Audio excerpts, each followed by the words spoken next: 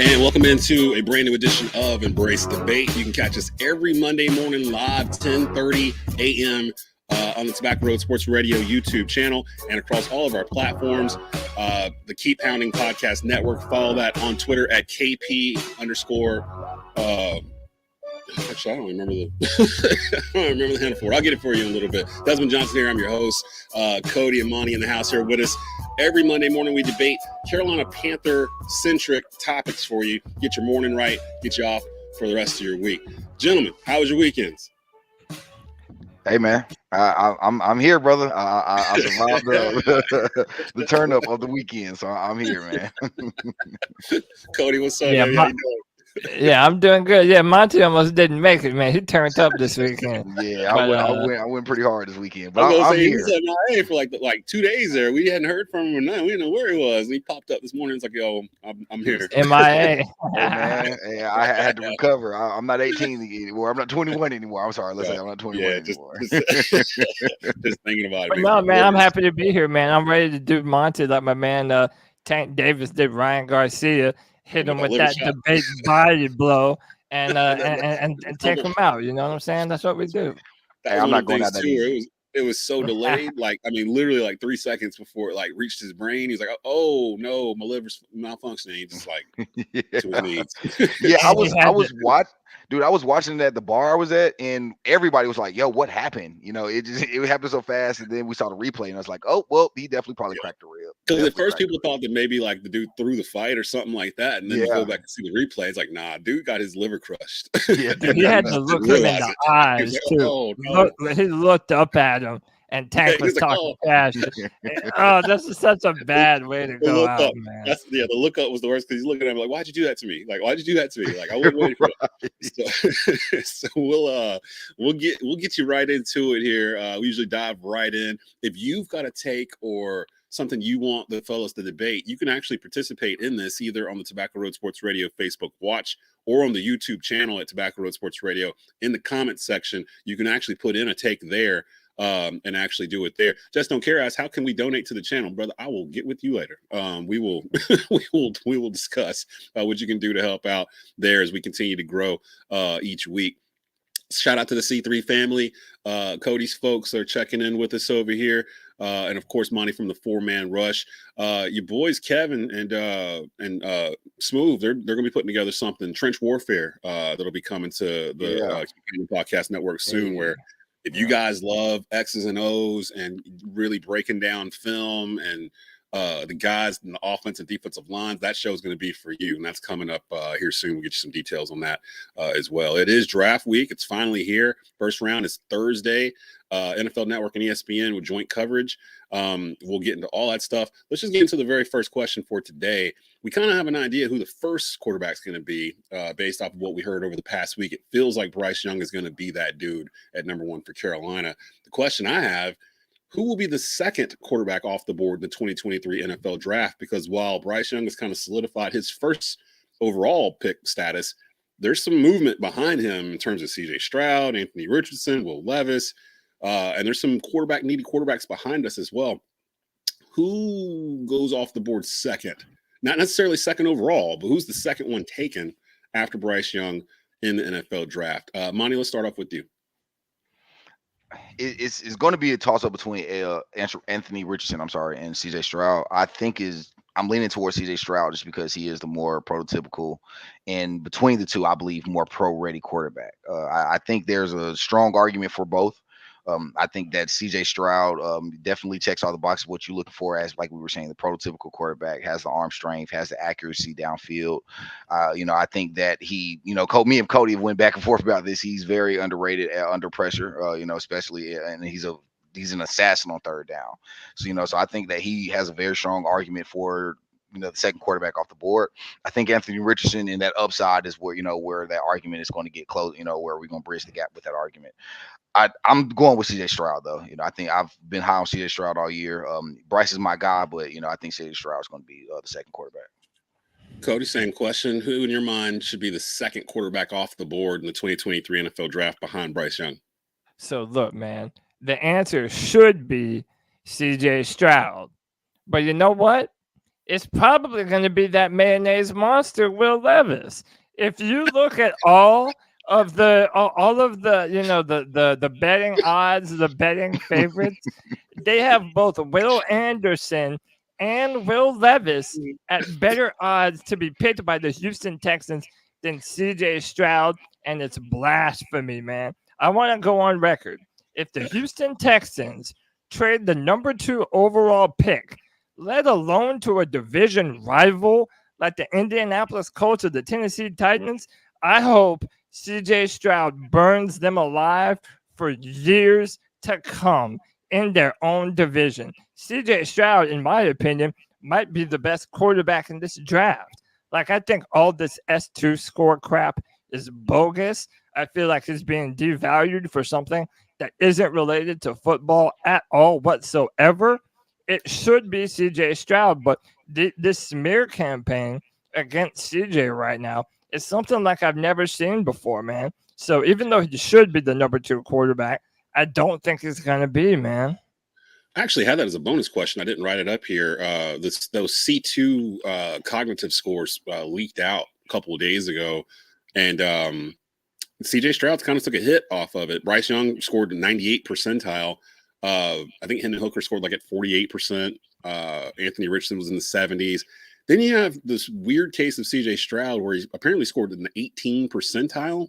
Yeah. And because of that, it's made it where this isn't the Wonderlic. This is like a, from my understanding, it's like a test to like how fast do you process things like on the field or just in general or whatever. 98 percentile sounds like almost like artificial intelligence. Like, are you real, Bryce Johnson, or are you like some kind of cyborg or something? 18% sounds like, how are you able to walk around and like?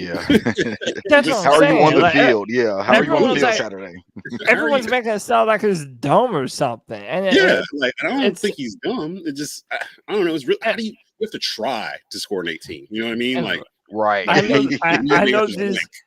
know these billionaire owners swear by the S2 test now. But let's keep it a buck, man. We're not talking football anymore. Like, what you're able to do on the field and what you're able to do on an S2 test, it's like there's a saying, correlation does not equal causation.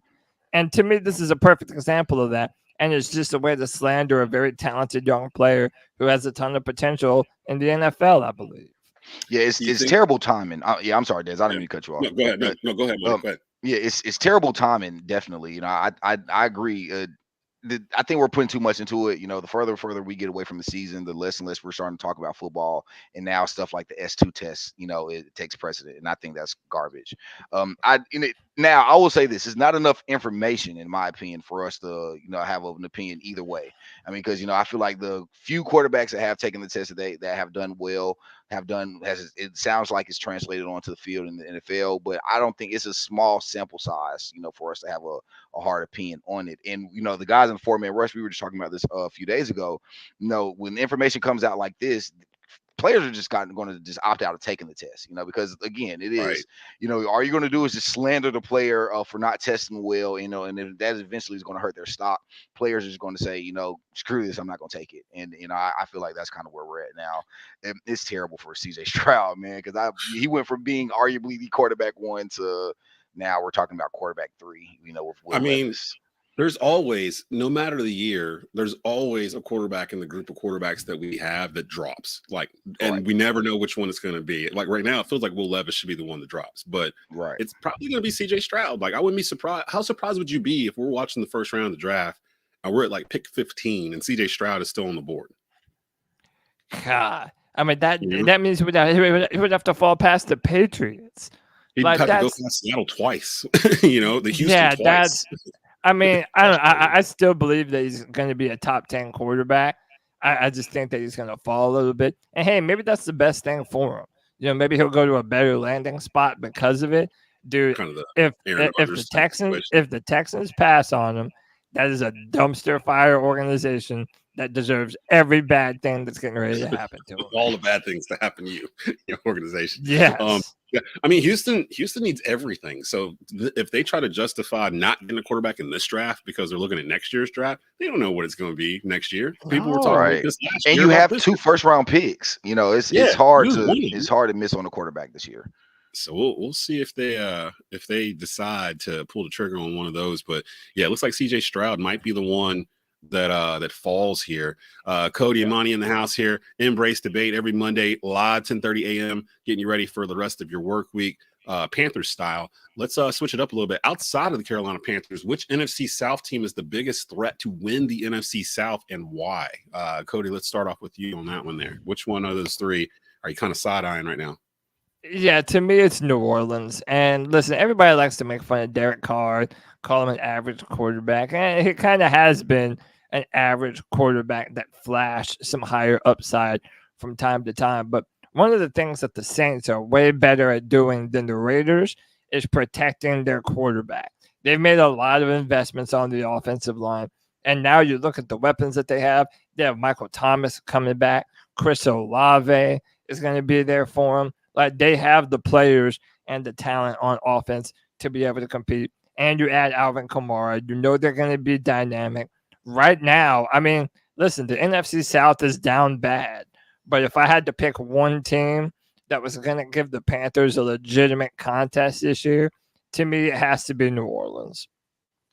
Your thoughts on this, Monti? Just surveying the NFC South, I think maybe because of the super aggressiveness of Carolina, it's kind of made me not pay as much attention to the rest of the NFC South, or maybe they just haven't done as much as what we've done. The other 3 squads out there, which is the one you're kind of looking at as the one that could potentially contend? Because I feel like Carolina is going to be contending for the division this year with all the things that they've changed. Yeah, the South is definitely down bad this year. As as Cody said, I think we definitely have the upper hand in that division, or in our division so far. It's going to be a toss-up between New Orleans and Atlanta for me, and I'm going to probably side with Atlanta. I think Atlanta has just as the pieces as well. I think they're a little younger offensively than New Orleans. I think that Kyle Pitts is due for another good big year if they can figure out the quarterback position. I think they like Taylor Heineke. I'm on the fence with Taylor Heineke. I feel like he's a solid quarterback, or can be a solid quarterback, for a short period of time there. I think that Drake London is going to be a solid receiver, and then you add Cordero Peterson, or Patterson, that can run the ball down your throat. I feel like they have the pieces offensively to where they can definitely give us a run for our money here. The biggest question for me is how they're going to look defensively. I feel like they definitely invested money on the defensive side there. I think Jesse Bates is a great signer for them. So I'm going to side with Atlanta. I think that we walk away with this division, though. I think that's another question for another day. But I think that we walk away with this division. The actual addendum to this question from one of our viewers and fans, Ian Reuter, hypothetical: if an NFC South team traded up to number 2, which quarterback would you be most afraid of or least afraid of to have in the division, assuming that Bryce goes number 1? That's actually a pretty good question. Oh, this is easy for me. This is easy for me, and it's actually a tell to one of the future answers I'm going to give to one of your questions you're going to ask. But to me, let me tell you, man, if Anthony Richardson ended up with the Falcons, bro, I'm just saying, man, like. I've been calling it. Do not be surprised if Atlanta's picking 3rd. Okay, that's all I'm gonna say. Anthony Richardson fits the mold of Atlanta a little bit more. I agree with that. I feel like he would fit the mold of what of especially that young offense. They got the tailback that they got in Patterson. Then they got the young pieces outside. I honestly think CJ Stroud would be the scariest in my opinion.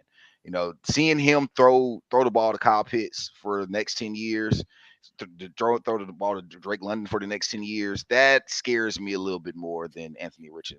To me, and this is where I feel I love Anthony Richardson. I've been high on him, since last year.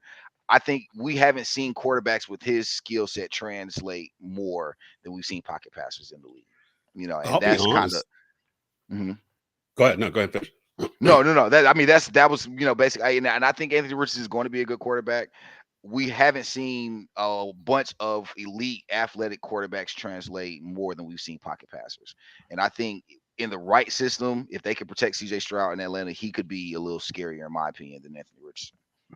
I'll be completely honest. The quarterback that I'd be the most worried about in the NFC South isn't any of the quarterbacks that we've been talking about in this top four. It's Hendon Hooker. Like, I don't want Hendon Hooker in this division. Like, I keep having this nightmare of Hendon Hooker somehow landing with Tampa and having a bridge year to kind of just get right while they kind of rebuild around him. And he's going to be 27 or whatever with a rebuilt Tampa team around him all of a sudden. I don't like that. I don't like that at all. Like, it feels like Tampa or Atlanta. I could see him in Atlanta too. Like, if Atlanta takes a chance on him just to see, they give Ritter another year. If that don't work out, he was a 3rd round pick to begin with. Hooker is going to be a starter in this league, and I think he's going to be a top 10 quarterback in this league once he's right. I don't want him in this division. I would like to have him. Actually, I wanted Hendon Hooker before we traded up to number 1. I was already kind of plotting, well, why don't we do this in the first round and pick him up in the second? But he's already started to push into the first. Like, I don't think Hooker's going to last past mid-first round, probably, especially with some of these teams that have multiple picks in the first round. I could easily see Seattle or Houston taking a shot on him and letting them sit because they've got situations where they can. You know, Seattle's got Geno Smith. Like, imagine New Orleans. I mean, they're picking 28. If Hendon Hooker's on the board, sit him for 2 years behind Derek Carr, then you've got that receiving core. Hey, man, I'm just saying that could be him. I swear, it's going to be him. Like, he's going to end up in this division, and we're going to look at it like, oh, man. Like, we pass on him, yeah. Who invited him in here? Let's talk about the guy that's going to be at the top of the draft, apparently. Bryce Young, Alabama quarterback Bryce Young, who's been making the media rounds the past week. And I got to commend him and his staff, the people around him, because they have done an excellent job of framing why this kid should be the number 1 pick in the draft just over the past 7 days. I've watched him on the Pivot podcast. I know he was on Steve Smith's podcast, Cut to It. I read a Sports Illustrated article on him last night that was about his parents and how he's raised and how he's dealt with his size his whole life and just how he's wired. Like, you really get to see inside of the mind of Bryce Young, where I'm like, okay, because I had to do this with Cam too. I wasn't too sure on Cam until like right up to the draft, and I'd heard enough and seen enough. I'm like, okay, I would follow that guy. Bryce has got that in him. You want to follow him, and he said last week he wouldn't mind former Panther quarterback Cam Newton being his backup after Cam put out that list saying that these are the places he would prefer to go to back up. Was that all cap on Bryce Young's part? And would you want to see Cam Newton here again in a 3rd tour of duty as a backup to Bryce Young? Monty, let's start with you. Do I think it's cap? No. I think that there's some real, tension there. If he was definitely brought in, I think that he would love to play. In my opinion, what rookie quarterback wouldn't love to sit behind or have Cam sit behind them? To be honest, Cam Newton as the biggest cheerleader on the sideline as for my quarterback backup, that would be dope. I absolutely believe that. He would love to play behind or play with Cam. Do I think that Cam would sign up to be for a 3rd tour of Carolina? No. Nor do I honestly want to see Cam back in Carolina, man. I love Cam, and I hate to see him go out the way he's been going out. But would I want him to be no, I just don't. The nostalgia is gone. I don't want to see him in the Panther blue anymore unless he's retiring. I want my new quarterback to. I mean, I feel like he's already ready. I don't think that. I think it's more for fans and the nostalgia part wanting Cam back than it is anything for him helping Bryce develop as a quarterback. But again, what rookie quarterback wouldn't want Cam on the sideline? And I think that's kind of where I'm at with it. But you got to think too with these quarterbacks that are coming out. This is 2023. Cam was a rookie in 2011. They grew up watching Cam Newton. Like he is their Mike Vick, or he is their like guy. Like that they grew up like Pat Mahomes. They didn't grow up watching him. Like Pat Mahomes just burst on the scene 5 years ago. Yeah, right. 6 years ago. Whereas Cam influenced Pat Mahomes, coming out. Yeah, and a lot of these guys even come out and say that, that like Anthony Richardson being one of them, saying, he grew up watching Cam, grew up idolizing Cam. So yeah, I think he would love to play with Cam. I don't think any rookie quarterback wouldn't love to have Cam on the sideline. I just don't want to see him back in Carolina. That's kind of just where I'm at with it. Cody, your thoughts on this? Because I know you're a huge Cam Newton fan, as all three of us are. But I think Matt Rule kind of took the scent off the did him dirty. Yeah, did him super dirty. Yeah, he absolutely did. I'm gonna be real. I think Bryce was capping a little bit. I think he was giving the politically correct interview answer because it's like all everyone talks about now is him being 5'10", 190 pounds. Okay, well then you're gonna bring back Cam Newton, 6'5", 245 pounds, like having them right next to each other. It's like, yo, wait, that's the guy that we drafted? He's so tiny out there, bro. But, I mean, listen, I'm sure that he would, he wouldn't have anything bad to say if Cam Newton came to Carolina. I'm sure they would have a great relationship. Both of those guys are very agreeable dudes. So that's not outside of the realm of possibility to me. But just knowing the type of quarterback room that we have right now, we have Andy Dalton and Matt Corral, who is criminally undervalued by Panther fans and by Panthers Twitter in general. That's the perfect backup quarterback for the system that we plan to run. So I think that there's too many cooks in the kitchen right now, and Cam being such a big presence in the locker room, but also so many people in Charlotte still love Cam and wish that he was the quarterback over everyone else. So it's like fans are already so divided about the draft debates that we've been having. It's time to unify around the number one draft pick. It's a new era. It's a new regime. I get it. I kind of agree with you, Cody, that it felt more like it was the politically correct. I mean, what's he supposed to say? Like, nah, ew, Cam Newton. I don't want him to. Yeah, come on. And then end up in Carolina and have to deal with that like every Sunday when he walks out into the field. So I think he made the right soundbite.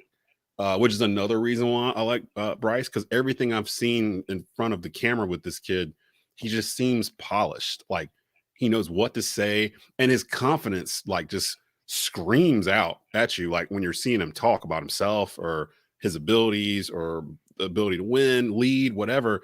It really does remind me of Steph Curry to a certain extent in terms of just how he talks and how he handles himself, and like he knows there's going to be doubters out there and people talking about him and his size and everything else, but he never lets it affect his play. Like, in fact, he almost uses it to his advantage. Like you're looking at him a certain way and all of a sudden he pops you with a 60-yard touchdown or something. You're like, oh, I didn't know he could do that. But yeah, he can do that and more. So that's kind of him.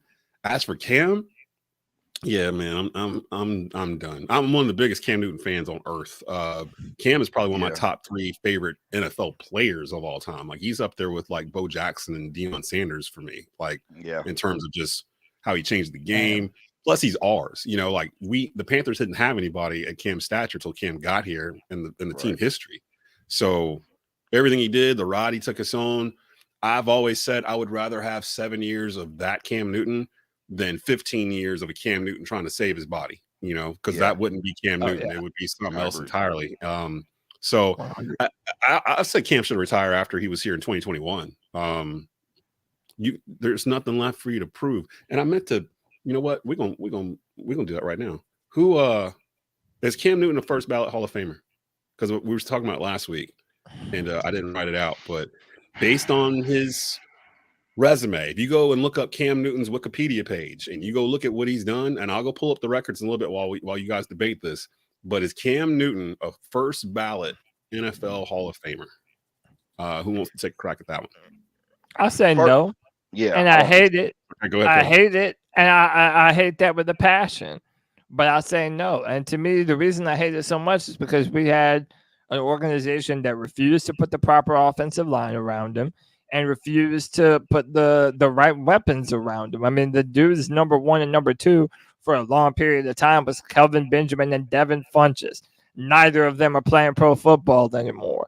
So, if you're not a Panthers fan, you look at Cam Newton as like a 1 or 2 year wonder. Yeah. Like you look at that 2015 MVP season, and then you say, okay, he was a bust after that. He was inaccurate. He was this and that. I don't know if there was another quarterback that could have played in this system doing the things that Cam Newton was asked to do and have the same level of success that Cam Newton did have. Do I think he's going to make the Hall of Fame? No, I don't think he played long enough, and I don't think he had that Super Bowl ring. Now, maybe if he won in 2015, if the Panthers win that game, I would say, yeah, maybe he has a chance. But if Steve Smith is not first ballot, nah, I don't. Sadly, man, I don't think Ace is either. Yeah, I agree with Cody. And like you said, I hate to say it, as being a diehard Cam Newton fan, I think that it's kind of the time that he missed that. I feel like those years where he missed those are going to be vital in why we don't look at him as because you got to think about it. 2 years after the Super Bowl, we're back into the playoffs, and I feel like we saw the best version of Cam Newton, or one of the best versions we've seen in Cam Newton. And after that, we hadn't seen that version of Cam Newton ever again. We started off with 6-2, 2018. We had he had the shoulder injury at Pittsburgh, and from there, we hadn't seen, a version of Cam even close to that, and I feel like that's going to be very vital in why we don't look at him as a Hall of Famer. He didn't play long enough. I feel like that's going to play a factor in it. And, I think I feel like he's going to fall into that factor. The same tier of Donovan McNabb and, Michael Vick, where, they definitely were talented enough, definitely have some, in some regards have the numbers to make an argument for being a Hall of Famer. I just don't think that he's going to make they're going to make that jump. He's definitely transcended the game in the quarterback position, though. I feel like that always gets overlooked. We don't talk about the new era of quarterback that Cam has ushered into, over the last 5 to 10 years. Cam Newton has his fingers all over this new class of quarterback. And, I feel like we don't talk about that enough, but I think he's going to make the Hall. I doubt it, man. See, I love when this topic comes up, and I'm glad both of you guys said no, because I'm always on the other side. And then I always have to go to Cam Newton's Wikipedia to prove my point on it. This dude has so many records. People aren't even aware of some of the records that Cam Newton actually has that may never be broken. So whenever this conversation comes up and I'm like, is Cam Newton a first ballot Hall of Famer? The original gut reaction is no. But then when you start looking at what he did, it's like, maybe. NFL MVP 2015, NFL Offensive Player of the Year in 2015. He was the 10-time Offensive Player of the Week. I think that was 2015 as well. Of course, won the Heisman. Just some of the records. He's got the most rushing touchdowns by a quarterback in NFL history with 75 right now. Most passing yards by a QB in his first 2 games. Most games in NFL history with a passing touchdown and a rushing touchdown with 32. Most Player of the Week awards, first player in NFL history, and most games with at least 250 passing yards, 100 rushing yards, 1 passing touchdown, and 1 rushing touchdown in a single game. He's got 2 of those. He's most games in a single season with at least 1 passing touchdown and 1 rushing touchdown. He's got 8 of those. Only player in NFL history with at least 30 passing touchdowns and 10 rushing touchdowns in the same season. That was the 2015 season. And it just goes on and on and on. Most passing yards by a quarterback in their debut. I think he's the only quarterback with 3 10-touchdown seasons, 10 rushing touchdown seasons. I think he's the only quarterback that's done that as well. Yeah, man, Cam got arguments. So many. It's first player in NFL history with 4,000 passing yards and 10 rushing touchdowns in a season. He broke the rookie passing touchdown record. It has since been broken, but Cam broke that his first year, and that was Peyton Manning's record at that. So I always like to throw that in there. He broke Peyton Manning's passing record his rookie season, so that's big. First, I'm just digging through for first player in Super Bowl era to pass for 300 yards and rush for multiple touchdowns in a playoff game. Most rushing touchdowns by a quarterback in his first 4 seasons. You're making it compelling, Des. Definitely. Bill Parcells. I always use this. Bill Parcells has always said, if you were the best in the NFL for 1 season, you deserve to be in the Hall of Fame. If you ever won the MVP award in the NFL, that means you were the best at what you do for an entire season. And if that's the case, you deserve to be in the Hall of Fame. Cam's 2015 MVP season, I'll put that up against almost anybody's MVP season in terms of just how dominant he was that season. He was a vibe. You could not stop the dude. And especially comparative to the offense he had around him to other MVPs. Yeah, it's an argument, man. Carried them. And they were the number 1 scoring team in the league that year. And it was all Cam. It was all Cam. I just find it hard. First ballot, that might be a little hard. But if you look at the impact he's had on the game, like you guys said, the Steph Curry effect, I guess you could say, in terms of how the game has changed. We just saw Jalen Hurts get $255 million playing like Cam Newton. He is wearing number 1. He's evolved the game of football where at all levels, pro, college, and high school, where They're now more prone to look for guys that can do the same stuff that Cam Newton can do. So I think that counts for something. I don't know if that'll mean he gets into the Hall of Fame, but it should, if the Hall of Fame is based off of how famous you were, how good you were at what you did. Yeah, and to add on top of what Monti was saying with the amount of people that he's inspired, if you look at the big, strong quarterbacks that we have in the NFL right now, guys like Josh Allen, Justin Herbert, and now Anthony Richardson coming out, he was the first real prototype of that type of player that did everything at a high level, throwing the football, running the football, just being in control of the offense. Cam Newton was the prototype, and now you're seeing more of those types of players feel like, oh, okay, well, maybe before I would have played tight end, but no, man, let me go get that quarterback money. Let me put the ball in my hand more than just being a pass catcher or a running back. Yeah, he has inspired a generation of quarterbacks. I hope it happens, man. I don't know if it will. I hope it does. Hey, we'll probably get a chance to do it in the summer a little bit too, and go a little bit more in depth with this.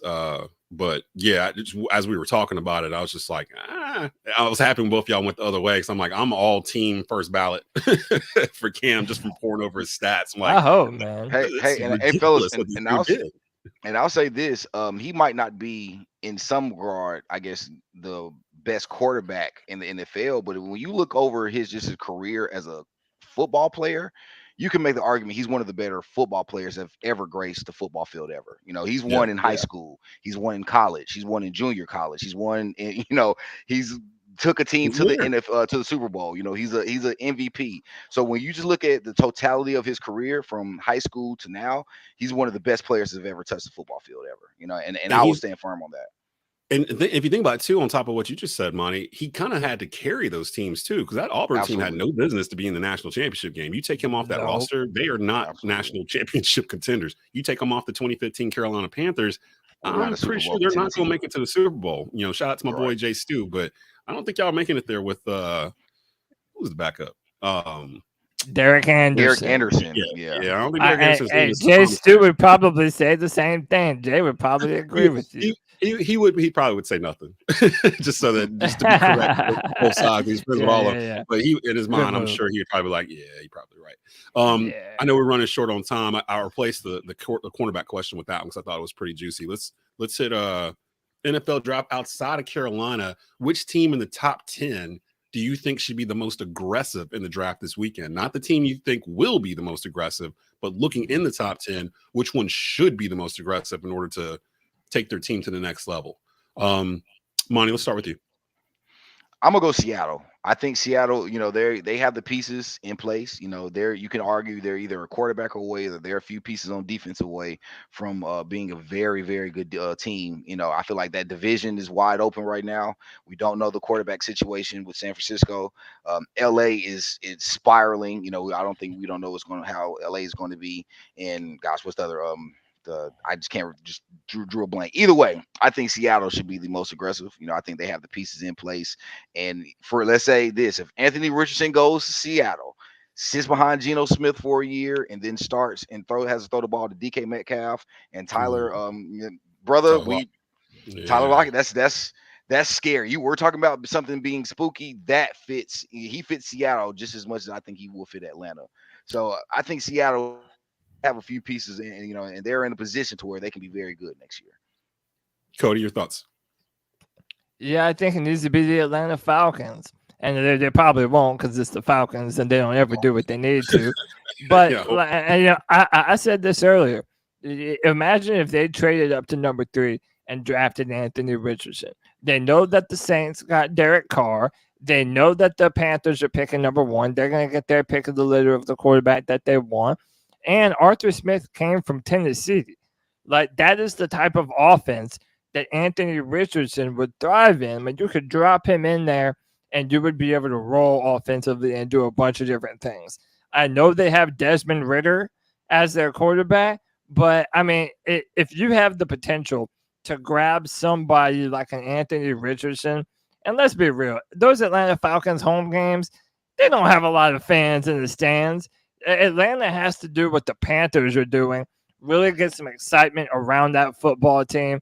and make a move and be aggressive this year before the rest of their division compatriots run away from them. So I think it should be Atlanta. I don't know if they will, but they probably should. I'm thinking it should be one of these two teams that have 2 picks in the top 12, either Seattle or Houston.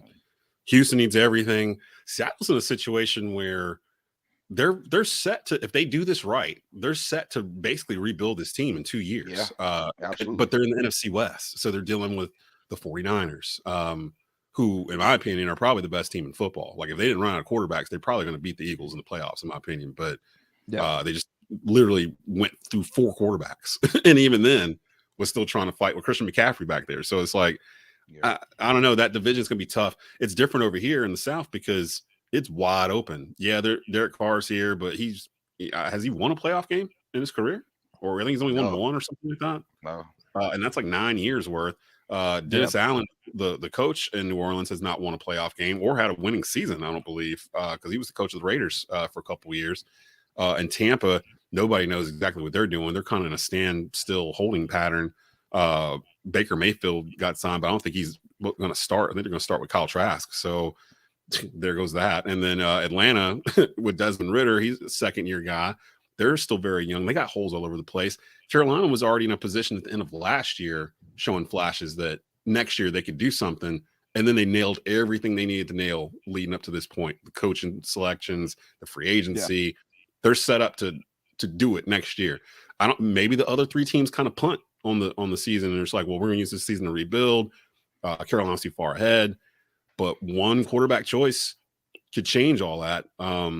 Atlanta, Anthony Richardson does sound kind of scary. Again, I'm still under the mindset that Hendon Hooker's going to end up in the NFC South, and it's going to be with one of these teams we don't want him to be with, and he's going to be the problem that we have for the next 8 years. Bryce Young versus Hendon Hooker in the conference. So I don't like that thought.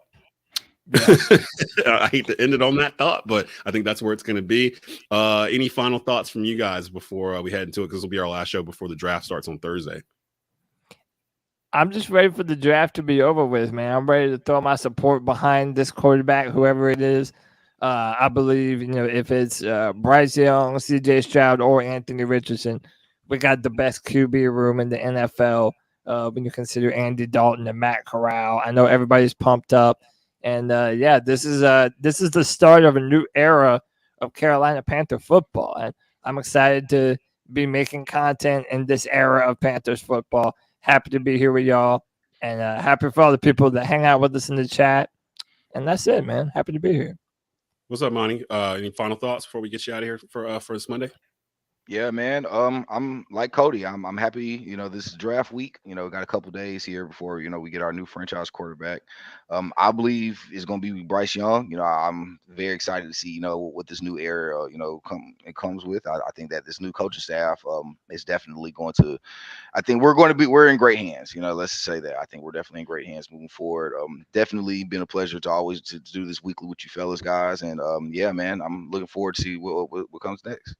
It's Embrace Debate's growing. The Keep Pounding Podcast Network is growing over on Fans First Sports Network. Shout out to everybody on here that's found us.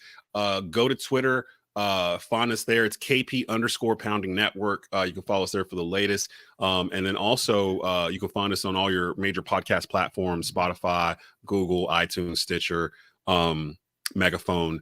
You can find us on there as well, so you can take it with you on your phone. We'll actually answer this question probably next week after the draft is over. Willie Smith, Panther superfan, says, how close are the Panthers away from winning the NFC and the Super Bowl? We will have that answer for you next week, Willie, because we'll see what we did in the draft. We'll be back next Monday with a recap episode of the draft. We'll look at I can't say how many picks we'll have because Fetti's going to be busy this weekend probably. So we'll see how many. We got 6 as it stands right now. So we'll see what happens with that as we get through the weekend. We'll get you ready for that, and then we'll tell you what's going to be happening as we get into the off season here. So for Cody, for Monti, I'm Des. You've been watching Embrace Debate Carolina Panthers here on the Keep Pounding Podcast Network. Keep pounding, guys.